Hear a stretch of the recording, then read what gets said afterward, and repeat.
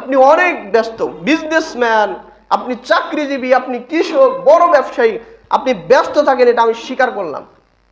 আপনাকে যদি বলা হয় আপনি কোরআন পড়েন কিনা, কয়জন লোক কোরআন পড়ে? হাত তুলেন তো দেখি। দেখেন, অপমান বোধ করিয়েন না। আমরা এখানে 50-60 জন আছি, কিন্তু কতিপয় কয়েকজন লোক আমরা কোরআন পড়ি। তাহলে কোরআনটা কেন আল্লাহ সুবহানাহু ওয়া তাআলা প্রেরণ করেছেন? কেন প্রেরণ করেছেন? আলোচনাটা পরে আসবো। যাই হোক, যে আপনি ব্যস্ত, বাকি লোক যারা হাত তুলেন নাই তারা ব্যস্ত, আমি মেনে নিলাম।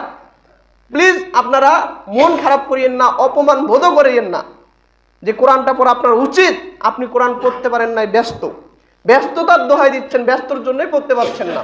তো আপনাকে আপনি শর্টকাট একটা হাদিস শোনাই। রাসূল সাল্লাল্লাহু আলাইহি ওয়াসাল্লাম বলছেন যে আপনি পুরো কোরআন পড়লে যে সওয়াব পাবেন, যে নেকি পাবেন, আপনি 3 মিনিট খরচা করলে সেই নেকিটা পাবেন। সুবহানাল্লাহ, জোরে বলি সুবহানাল্লাহ। তাহলে সেই 3 মিনিটও লাগে না যদি আপনি হাতে কলমে ঘড়ির ঘন্টা বা কাঁটার দিকে লক্ষ্য করে সেটা আমল করেন। আপনাকে 3 মিনিটও লাগবে না, সর্বোচ্চ 2 মিনিটও লাগবে না, সর্বোচ্চ 1 মিনিটের ভেতরে সম্ভব। সেটা হচ্ছে কি, আপনি সুন্দর করে পরিপাটি হয়ে 3 বার আপনি পড়ুন সূরা ইখলাস। সূরা ইখলাসটা পড়লে কোরআন পড়ার সমতুল্য নেকি আল্লাহ সুবহানাহু ওয়া তাআলা আপনার আমলনামায় লিখে দেবেন। সুবহানাল্লাহ।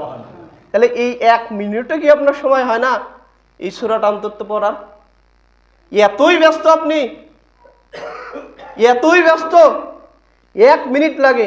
কুল হুয়াল্লাহু আহাদ আল্লাহুস সামাদ লাম ইয়ালিদ ওয়া লাম ইউলাদ ওয়া লাম ইয়াকুল লাহু কুফুয়ান আহাদ। 10 সেকেন্ড লাগে। তাহলে 3 বার বললে 30 সেকেন্ড।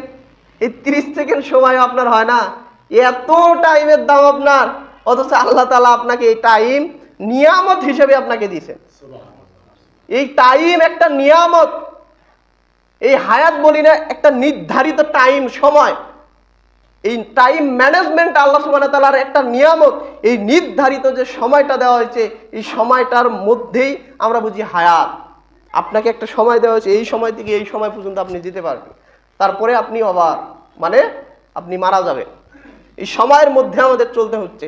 যিনি সময় সৃষ্টি করলেন, যিনি সময় দিলেন, যিনি আপনাকে জীবিত রাখছেন, যিনি আপনাকে খাওয়াচ্ছেন, যিনি আপনাকে পড়াচ্ছেন, যিনি আপনাকে বাঁচার সুযোগ করে দিয়েছেন, শ্বাস প্রশ্বাস নেওয়ার সুযোগ করে দিয়েছেন, তার জন্য 30 সেকেন্ডও হয় না, এতই ব্যস্ত আপনি হয়ে গেলেন। এই ব্যস্ততা আপনি আল্লাহকে দেখাচ্ছেন না, এই ব্যস্ততা নিজের সাথে